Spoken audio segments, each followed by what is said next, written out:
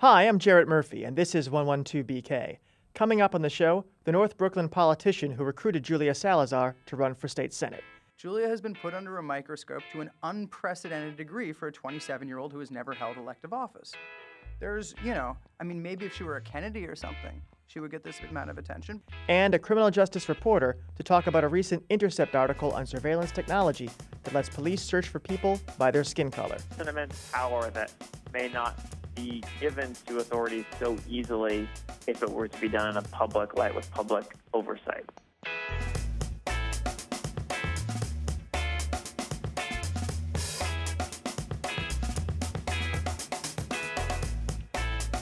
Welcome to the show. Soon we're going to chat with the Brooklyn district leader, who was the first one to encourage Julia Salazar to enter the race for state senate.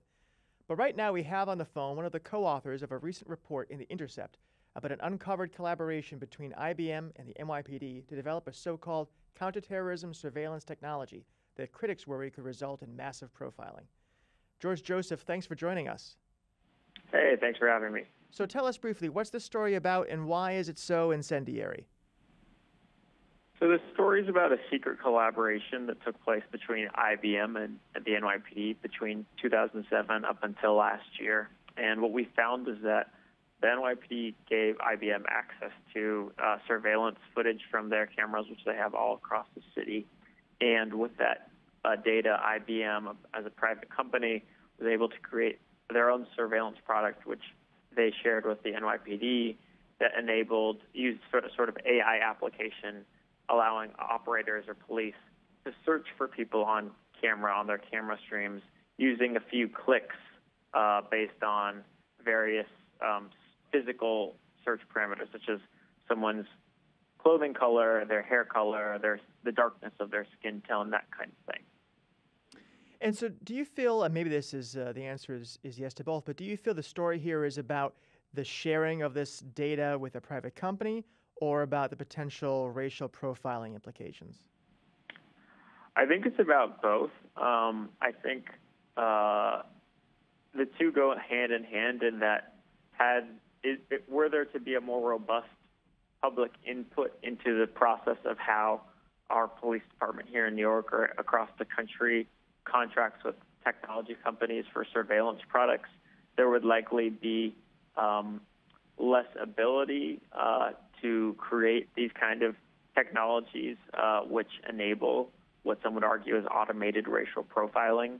And what I mean by that is with this tool, with a few clicks of a button, an operator can search through thousands of hours of camera footage that their surveillance cameras are capturing and pull up all images of people with dark skin tone, with certain facial or hair color.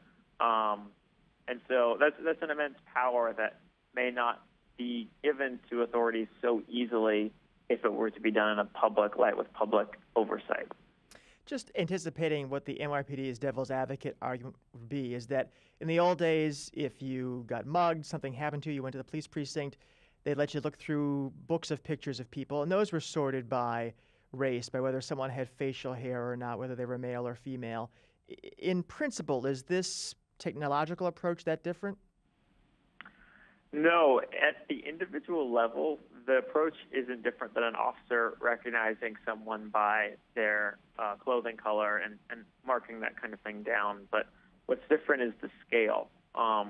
Before, if that were to happen, it would be relatively isolated in that maybe an officer would remember, oh, well, this guy was wearing a blue shirt, and I remember I wrote down what he looked like. Let's check the suspect description against photos we have on file.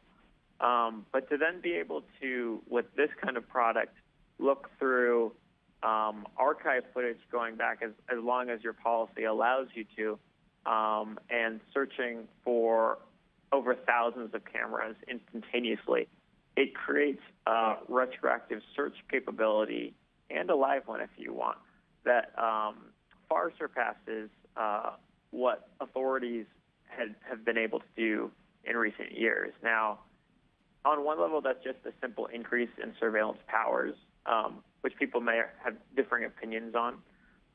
But even at the level of just fairness within the criminal justice system, defense attorneys argued to us that if prosecutors are able to, through the police, have access to this kind of tool to quickly find and cull for people in their footage when they're looking for suspects, defense should have similar tools to ensure that there's equal standards at the criminal investigation level.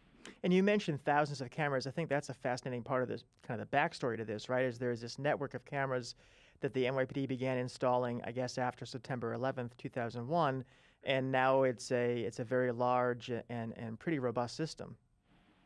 Right. It's I think tens of thousands of cameras at this point across the city, and in our reporting, we never claimed that all of these cameras were hooked up to this system, which is no longer being used as program.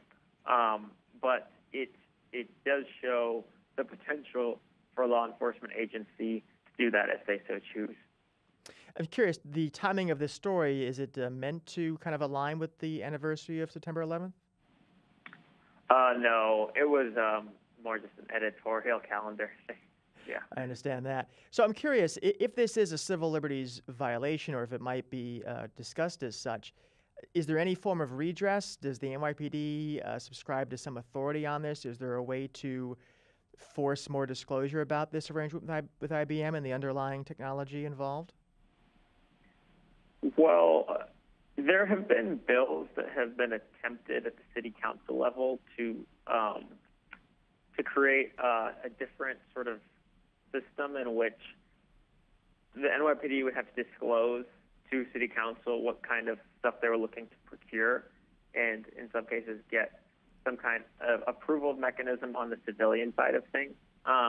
But those efforts have largely stalled, in part due to opposition from the mayor's office as well as the police leadership, who claim that the public disclosure of such information would help terrorist threats or enable terrorist threats.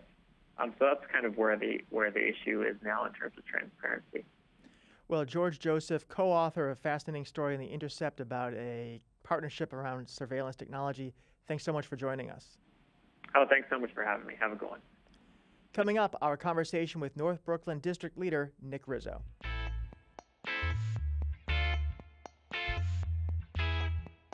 New York State is one of the most progressive states in the country, but it has erected a major impediment to voter turnout. It is the only state to hold two primaries, one for state offices and one for federal. The federal primary was in June. We're now about to have the state primaries.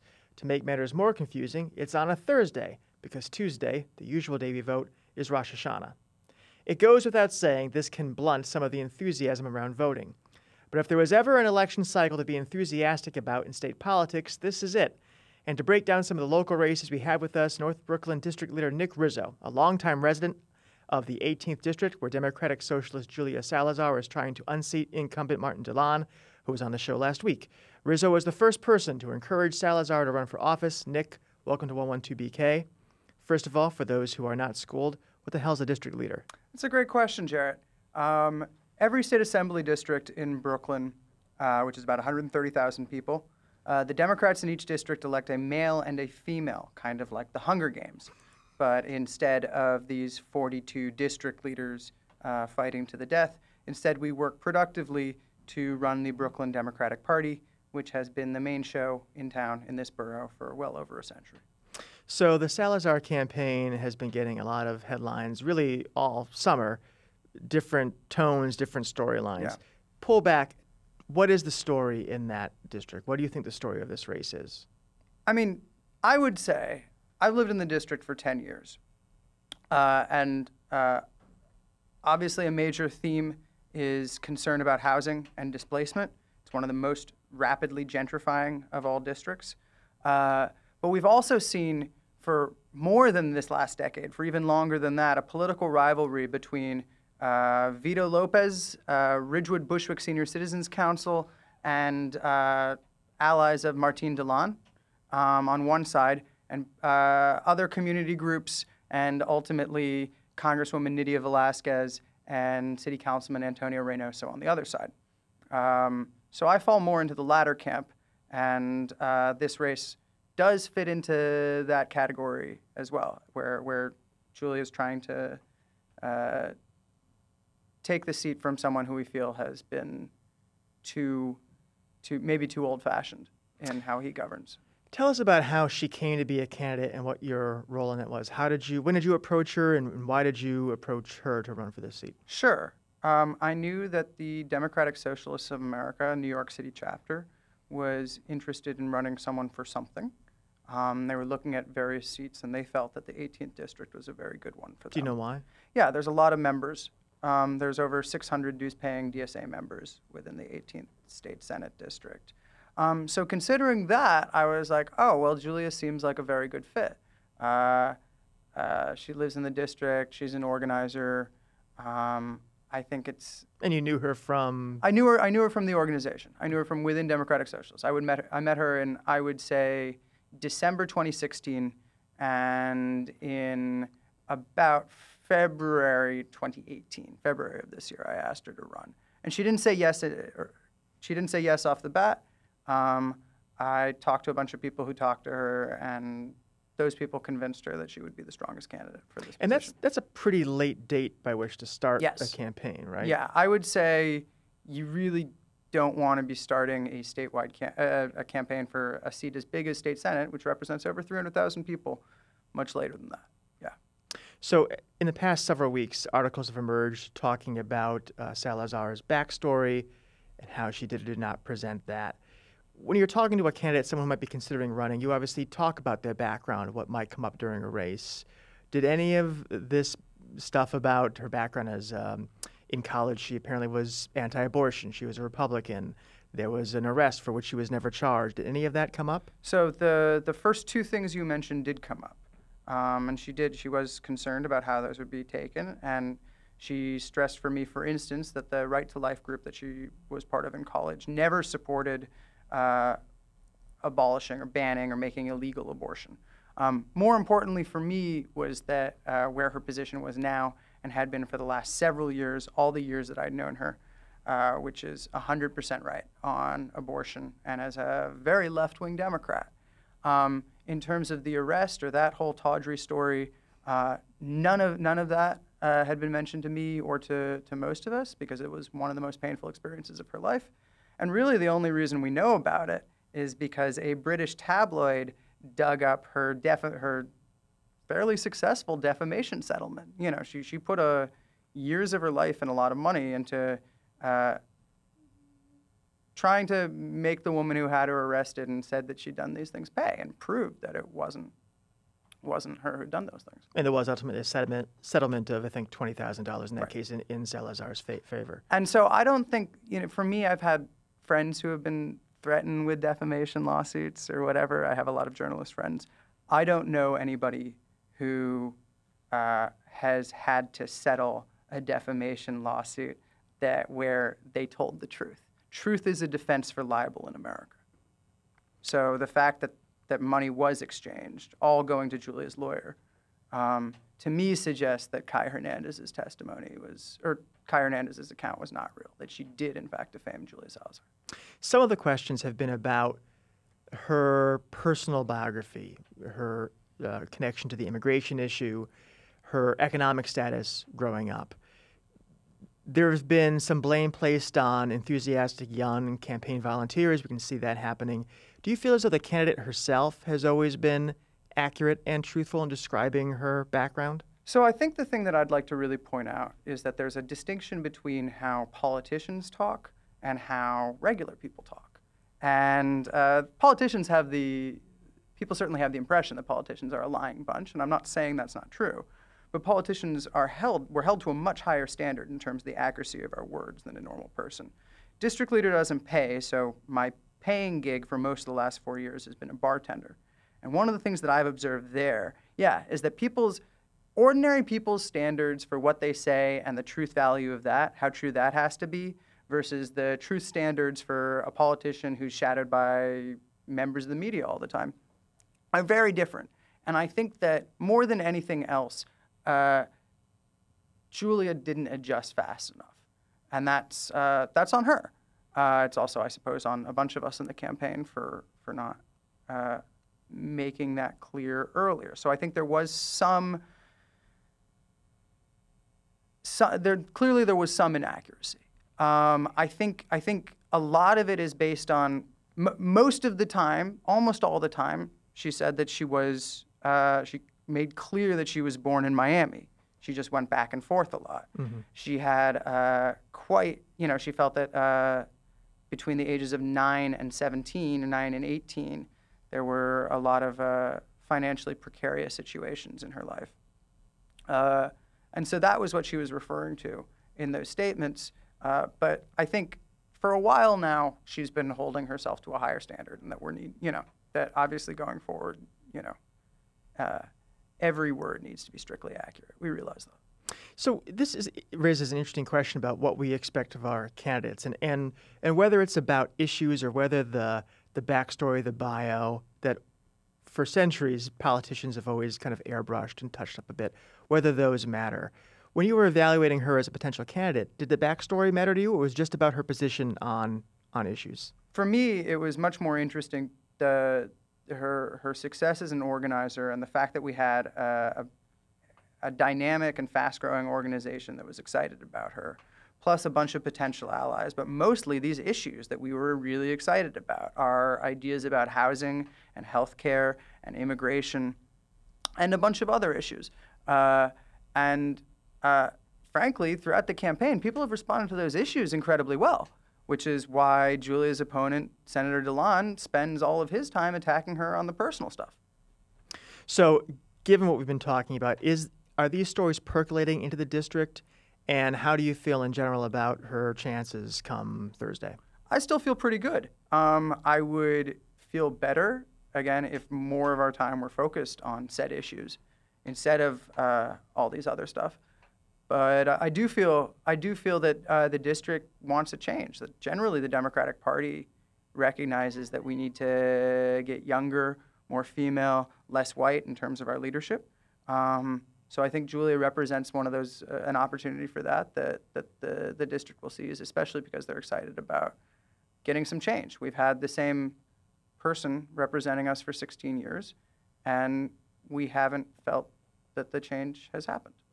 As you mentioned at the top, housing issues are a big part of the critique of DeLon and his record accepting donations and his record on tenant issues. Housing has also come up a lot in the Jesse Hamilton, Zellner Myrie race. Talk about that one for us. How do you feel about that? Sure. I mean, so Martine DeLon has been close to the IDC, has received money from real estate like the IDC did and from other backers of the IDC, but he was never in the IDC. Jesse Hamilton was in the IDC, and that meant taking... just an Independent Democratic Conference, which is a group of several senators elected as Democrats who caucused independently from the Democratic caucus and have now rejoined the Democratic caucus. Jesse is the only IDC senator from Brooklyn whose district is entirely within Brooklyn. And so Zellner Myrie, who is a young attorney from the district, from Greater Flatbush, I would say, he's challenging Senator Hamilton on whether he was able to really defend the interests of this district, which is what Senator Hamilton says he was doing when he left the Democratic Party. We'll have Zellner Myrie on the show tomorrow, I should note. And I'm curious, do you think, you have the DeLon Salazar race, we have Hamilton Myrie, there's also the Democratic primary for the Marty Golden State Senate seat, Andrew Gennardis and Ross Barkan. Do you feel those super local races are generating more interest than Cynthia Nixon, Andrew Cuomo? What do you think is causing, if any, buzz? So the top of the ticket is always very important. I call it the marquee race.